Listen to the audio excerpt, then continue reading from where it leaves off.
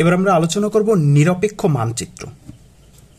যখন কোনো চিত্রে পরপর একাধিক নিরপেক্ষ রেখা অঙ্কন করে ভোক্তার পছন্দের বিভিন্ন স্তর নির্দেশ করা হয় তখন সে চিত্রকে নিরপেক্ষ মানচিত্র বলা হয়। অর্থাৎ কোনো চিত্রে যদি একাধিক নিরপেক্ষ রেখা থাকলে তাকে নিরপেক্ষ মানচিত্র বলা হয়।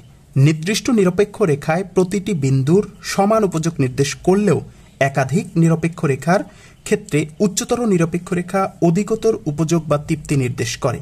আমরা যদি একটু চিত্রের সাহায্যে দেখি, এখানে একটা চিত্র দেখানো হচ্ছে যার ভূমি অক্ষে এক্স দ্রব্য এবং লম্ব অক্ষে ওয়াই দ্রব্য দেখানো হয়েছে। এখন আমরা যদি নিরপেক্ষ মানচিত্র অঙ্কন করতে চাই তাহলে আমরা এরকম একটা চাঁদা নেব। এই চাঁদাটা থেকে আমরা নিরপেক্ষ রেখা অঙ্কন করবো। একেবারে খুবই সহজ এটা ব্যবহার করে নিরপেক্ষ রেখা অঙ্কন করা।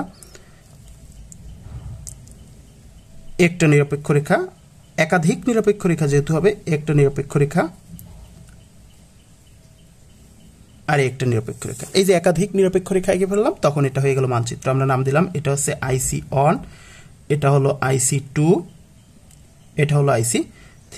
প্রথম নিরপেক্ষ রেখা, দ্বিতীয়, তৃতীয় নিরপেক্ষ রেখা, অর্থাৎ তিনটা নিরপেক্ষ রেখা আঁকছি। তাহলে একটা চিত্রে একের অধিক নিরপেক্ষ রেখা হয়ে গেছে তখন এটা হচ্ছে নিরপেক্ষ মানচিত্র। আমরা দেখি যে এই যে নিরপেক্ষ রেখার, এই নিরপেক্ষ রেখার অর্থাৎ IC1 নিরপেক্ষ রেখার আমরা এখানে একটা বিন্দু দিলাম, একটা বিন্দু, একটা বিন্দু, একটা বিন্দু। এই যে প্রত্যেকটা বিন্দুতে কিন্তু উপযোগ বা তৃপ্তির পরিমাণ সমান, কিন্তু উপরের নিরপেক্ষ রেখাগুলো যেমন এখানে একটা বিন্দু হতে পারে, একটা বিন্দু হতে পারে। এখন এই বিন্দুর তুলনায় এই বিন্দু, এই বিন্দুর তুলনায় এই বিন্দুতে কিন্তু উপযোগ বেশি, অর্থাৎ উপরের নিরপেক্ষ রেখাগুলো বেশি উপযোগ নির্দেশ করে।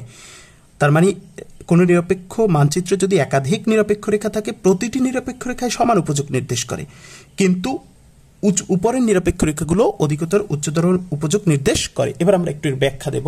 পাশের চিত্রে ভূমি অক্ষে এক্স দ্রব্য এবং লম্ব অক্ষে ওয়াই দ্রব্য দেখানো হয়েছে। এখানে এক্স দ্রব্য, এখানে ওয়াই দ্রব্য দেখানো হয়েছে। IC1, IC2, IC3 হলো তিনটি নিরপেক্ষ রেখা, এই তিনটা নিরপেক্ষ রেখা। চিত্র অনুসারে IC নিরপেক্ষ রেখার প্রতিটি বিন্দু সমান উপযোগ নির্দেশ করে, অর্থাৎ এই রেখার এই যে এই বিন্দু, আমরা যদি এগুলোর নাম দিয়ে দিই A, B, C, তাহলে এই প্রত্যেকটা বিন্দুতে সমান উপযোগ নির্দেশ করে। তবে IC2 নিরপেক্ষ রেখা IC1 নিরপেক্ষ অপেক্ষায় বেশি উপযোগ নির্দেশ করে, অর্থাৎ এই নিরপেক্ষ রেখা এটার তুলনায় বেশি। আবার IC3 নিরপেক্ষ রেখা IC2 অপেক্ষায় বেশি উপযোগ বা তৃপ্তি নির্দেশ করে, অর্থাৎ এইটা এটার তুলনায় বেশি উপযোগ বা তৃপ্তি নির্দেশ করে। এটা হচ্ছে নিরপেক্ষ মানচিত্রের। পরীক্ষাতে এটা সাধারণত 4 মার্কসের বা 3 মার্কসের এসে থাকে।